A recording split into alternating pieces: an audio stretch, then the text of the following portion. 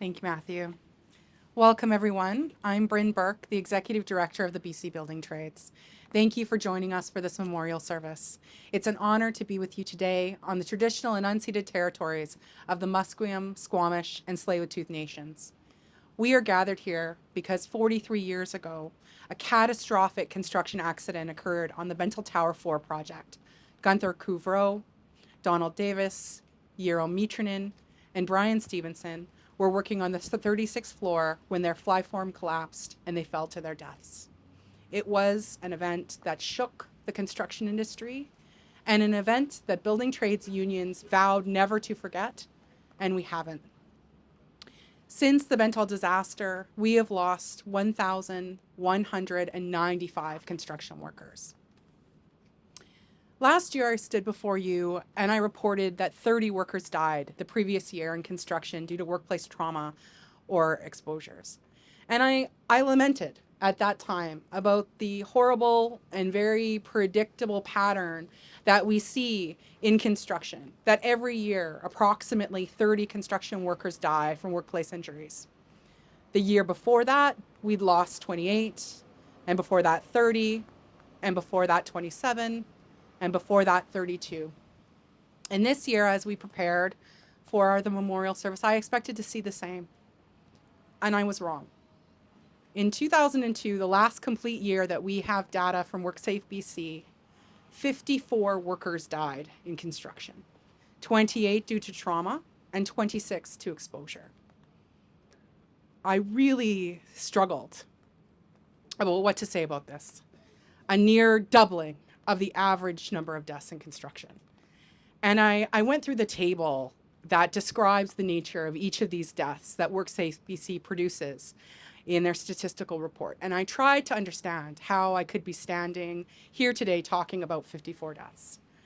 And in some ways, the horrible and very predictable legacy of asbestos exposure is playing out. And we're seeing very, very high numbers of people who have died from this, horrible disease.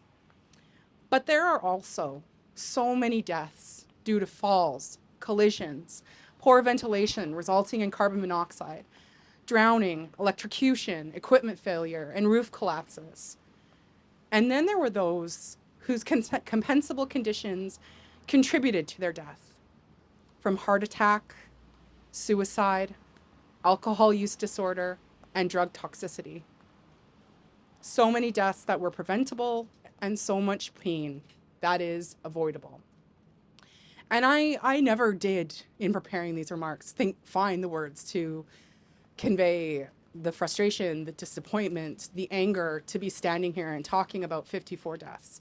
So instead, I wanted to put it in front of you visually. Most of you come every year and at the Bentall Memorial, we lay roses at the end of the ceremony, and we'll do that again today. White roses for those who've died from exposure, and red roses for those who've died from trauma. And we usually keep them off to the side, but this year, I want you to look at them and recognize that every single one of them is an individual whose life was lost because of trauma exposure in the construction industry. Despite having to sort of talk about this, I really don't want to end my opening remarks just about the frustration and anger that we feel, because I do want to end them talking about hope. And if for no other reason, because we have members of, the families that were affected by the Bentall tragedy, and they deserve for us to talk about the fact that we are making the construction industry safer, that we are making a difference, that while we will never know how many workers' lives we have saved, what we do know is that after the Bentall tragedy, there was a major construction inquiry and massive changes to safety were made in our industry. That inquiry, which the families fought for and participated in, they made a huge difference to safety regulations, policy, and culture. And we know that many, many people's lives have been saved because of that work. And they should feel hope about that And we should all be very proud of the work that we are doing to make construction safer. Nothing can ever bring back Gunther, Donald, Euro, or Brian, but we can honor them by remembering them and committing ourselves to building safer work sites in their name. Now, we are joined today by a number of leaders across British Columbia, and I'd like to take a moment to acknowledge them. With us today in the crowd, we have Nicholas Simons, Susie Chant, Bruce Ralston, Raj Chauhan, George Chow, and Joan Phillip, and I'd like to thank them for coming. I'd also like to thank our speakers, Minister of Labour Harry Bains, Councillor Christine Boyle from the City of Vancouver, BC Federation of Labour President Suzanne Skidmore, and David Young from WorkSafe BC. Our first speaker knows all about the safety challenges faced on construction sites. I'd like to invite Minister Bains to say a few words. Thank you, Bryn. And I want to thank each one of you for coming here, taking time to pay tribute to this memorial. And I especially want to thank the families and friends who are here of those fallen workers. And they're here to ensure that the memories of Don, Gunter, Urjo, and Brian live on. These four were hard-working workers, went to work on January 7th, 1981, and never came home. As Bryn said, we cannot bring those workers back, but we can learn from what happened and continue on with the legacy to implement better safety precautions, safety standards at workplaces. And we must do everything to protect people who literally went out, continue to build this province. And we must, every day, make job sites safer for every one of those. In paying tribute to Don, Gunter, Urjo, Brian, let's not only mourn their passing, which we do, and families do every day, but also renew our commitment to preventing workplace injuries and fatalities now and every day in the future. We need to work together to make sure that when a worker goes to work, the safety is not compromised. And safety must come first at workplaces. Until that happens, we are failing those workers because they are expected to come home at the end of their shift to their families safe. And I'm committed to that, and I know you all are committed to that. Working to that together, we will continue to move in that path and making sure the workers come home safe. Thank you. Were compelled to confront the stark reality that their lives were cut short due to a workplace accident that was entirely preventable. The events of that fateful Wednesday in January 1981 serve as a painful reminder that the safety of our workers must always be at the forefront. At the City of Vancouver, we will continue to work with you to improve worker safety and support. The safety measures that we're undertaking and continue to undertake are part of our pledge at the city to safeguard the lives of those who build the foundations of our city. In memory of Gunther, Donald, Euro, and Brian, we renew our pledge to create a future where every worker returns home safely and where progress and safety go hand in hand. 43 years ago this morning, 4 men went to work building the Bentall Towers and never came home. Gunther, Brian, Donald, and Euro. How many countless thousands of people who have walked through the doors of these buildings, taken the elevators, sat in the offices, with no idea the price that those men paid to build the buildings. No idea of the grief and loss radiating through the families and friends and coworkers. No idea of the unrealized possibilities of those lives. Today, we do that all important work of remembering Today we reflect on the lives cut short, the families left behind. And today we ask, what is the price we keep asking so many workers to pay for the success of our economy? That price is measured in death, in injury both visible and unseen, in pain that never goes away.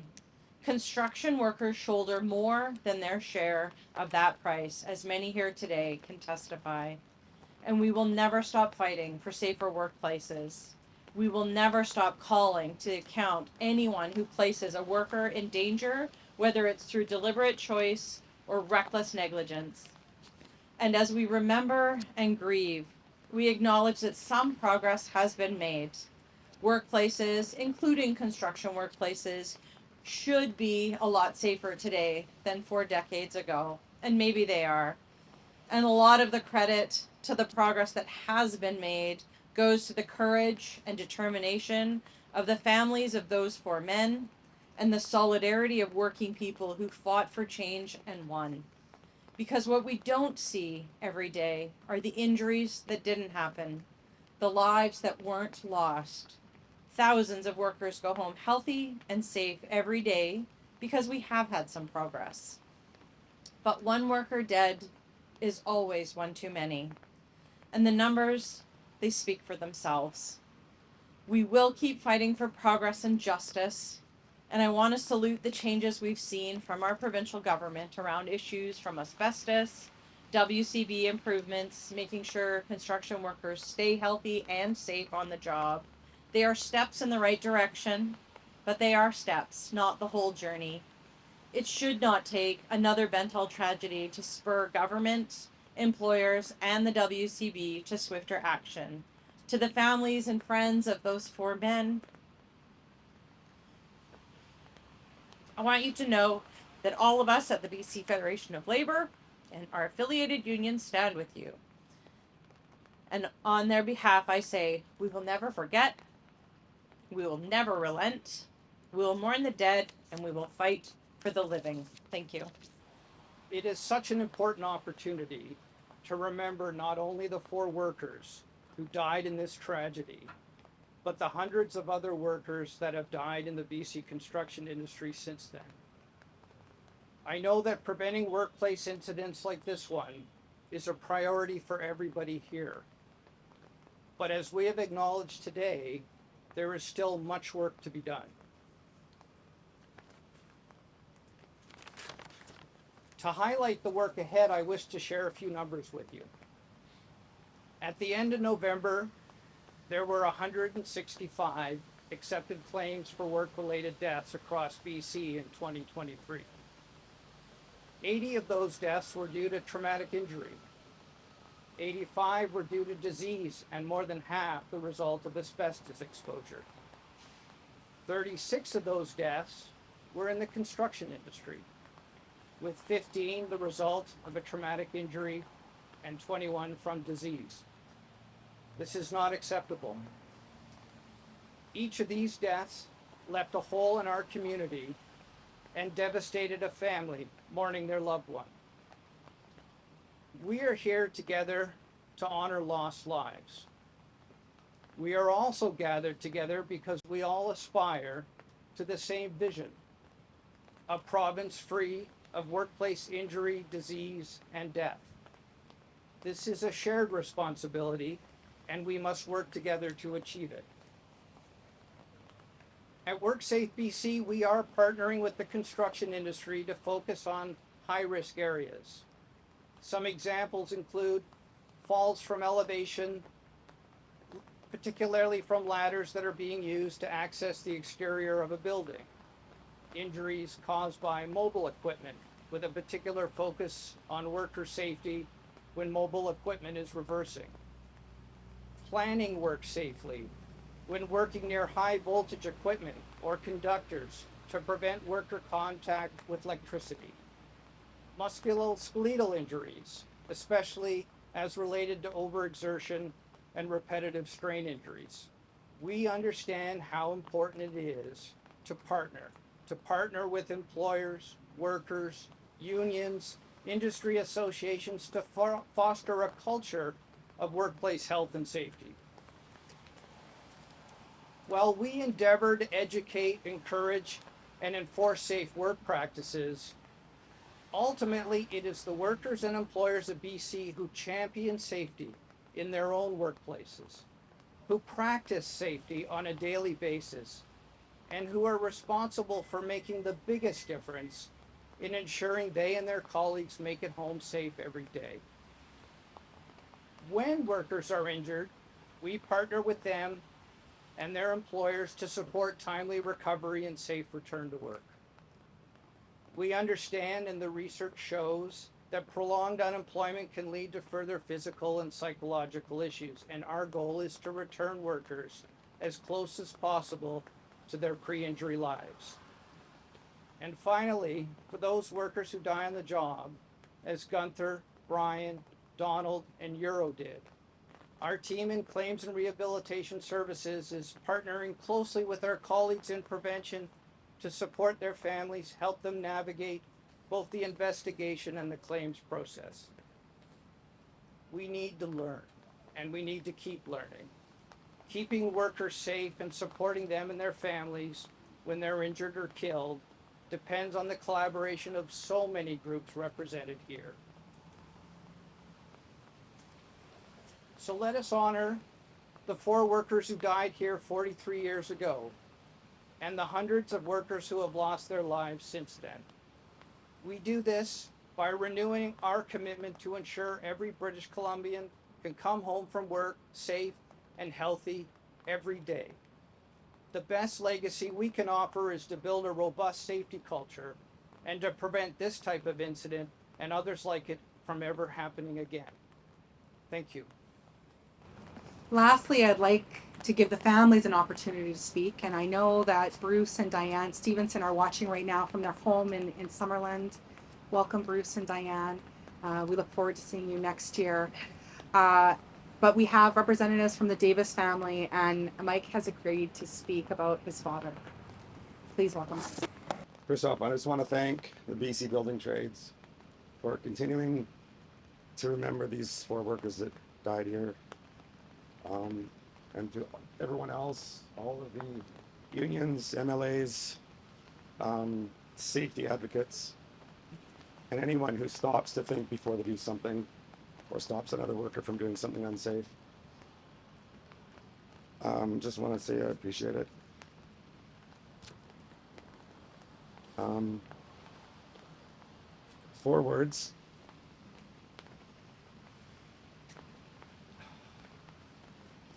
Bye, Dad, and see you later. I was sleeping on the couch. I was a teenager, 13 years old. Stayed up late watching TV, crashed on the couch. And in the morning, my dad was getting ready, and I woke up.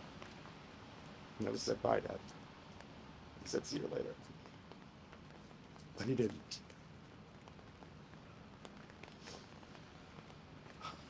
It doesn't get easier. So the rain reminds me of when I was young playing soccer. Out in the fields, it was pouring, muddy fields. And my dad was on the sidelines, not in the car, out there cheering me on. He'd get home from work, put down his lunchbox, and he'd see me playing basketball in the driveway. Tried to do layups with his steel toe boots on. I was successful most of the time. Anyways, that's just a few things that were immediately lost to me. But what continues is years and years of loss that my family, our friends, and my dad's workmates have had to carry. I miss him.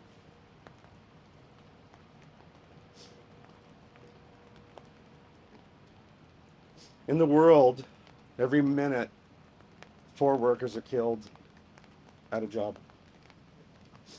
And in less than 1 minute, 4 workers were killed right here when that fly form collapsed. One of the main contributing factors to the event that happened in January 1981 was a push to get the building done quickly. Currently, there's a drive to build affordable housing in BC as soon as possible, which is a good thing. And with that, there'll be pressures to get projects completed quickly.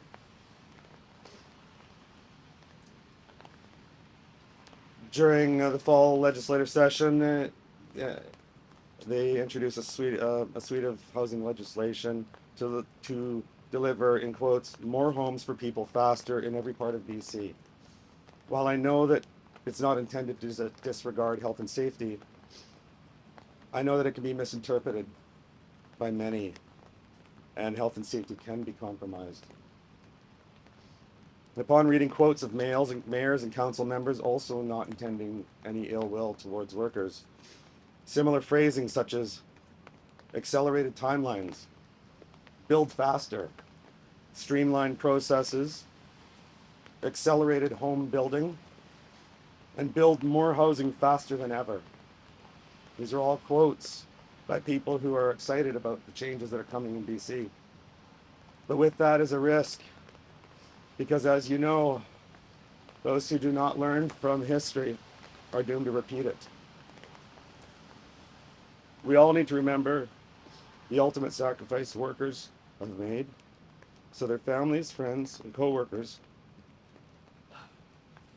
never have to have events like this or say goodbye to them for the last time prematurely.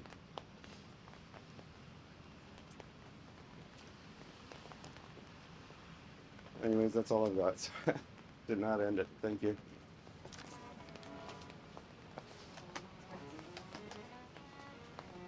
I'll ask folks who gathered here to come forward and take a rose and lay it on the Bentall plaque behind me. There are 28 red roses recognizing trauma and 26 white roses recognizing exposure deaths. This will conclude our ceremony. Thank you so much for coming.